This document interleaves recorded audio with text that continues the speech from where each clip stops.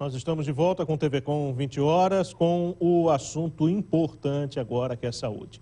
Um vídeo que está circulando pela internet com meninas que tinham sido internadas e sem o movimento das pernas, depois que tomaram a segunda dose da vacina do HPV, chamou a atenção nas últimas semanas. Os casos são verdadeiros e as meninas são de São Paulo. Continuam internadas. A pergunta que fica é, será que é mesmo por conta dessa vacina? Será que ela foi aplicada de forma incorreta ou isso é algum tipo de reação? Ainda não há explicação e muitas mães estão preocupadas, receosas em levar as filhas pré-adolescentes para tomar a segunda dose da vacina oferecida pelo governo. Para a gente falar um pouco mais sobre esse assunto, tentar tranquilizar as pessoas que estão nos assistindo aqui no TV Com 20 horas, nós convidamos para participar conosco do programa o chefe de pesquisa do projeto HPV da Universidade Federal de Santa Catarina, professor Edson Fedrizzi.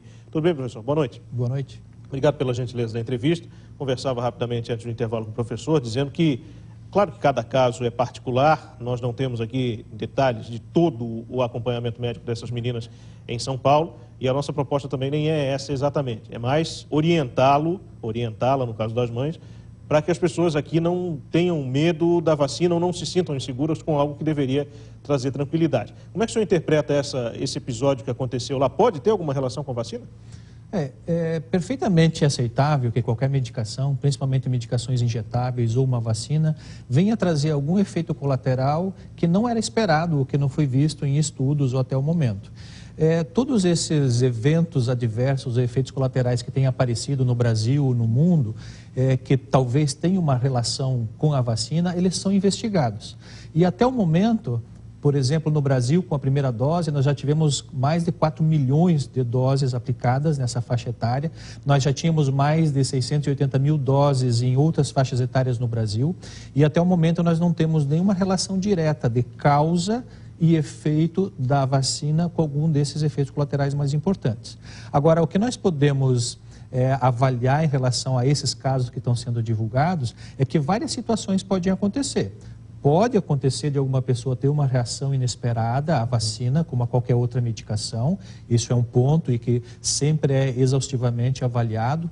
O segundo ponto é a possibilidade de ser uma reação à própria injeção, a agulha, o local que foi feita a injeção, que poderia trazer algum transtorno para essas pessoas que utilizaram. Ou às vezes também o próprio estresse da vacina, da agulha, que essa é uma faixa etária que tem essa principal característica do temor de uma injeção ou de uma vacina. Bom, o telespectador que não é médico, não conhece o funcionamento da vacina no organismo, pode pensar, bom, mas uma reação tão drástica, ou seja, a perda de movimentos, ainda que temporária ou parcial, mas a perda de movimentos por conta de uma simples vacina, não é uma reação muito grande para uma atividade que na ciência é relativamente rotineira?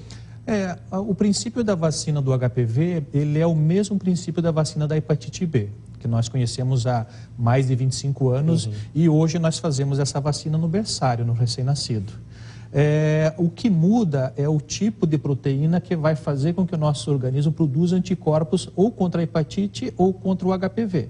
Essas partículas ou essas proteínas, elas não têm a capacidade de levar nem a infecção da própria vacina, o HPV, por exemplo, dando lesões do HPV, ou a hepatite B da hepatite B, mas pode desencadear um processo de alergia, um processo de reação a algum desses componentes da vacina.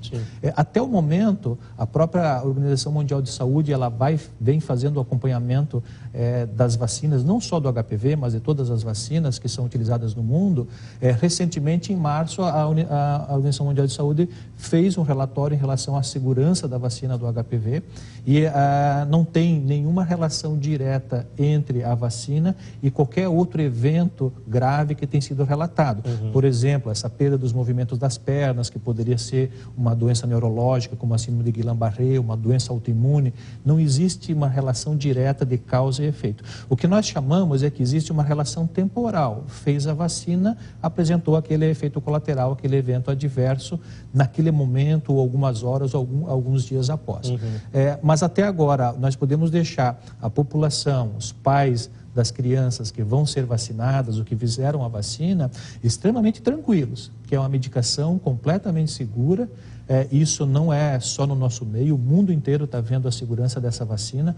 Ela é comparável às vacinas com menos efeitos colaterais. Nós temos outras vacinas, a meningocócica, da febre amarela, por exemplo, que traz muitos outros efeitos colaterais, diferente do HPV. Então, não há uma relação até o momento direta entre esses efeitos colaterais e a medicação.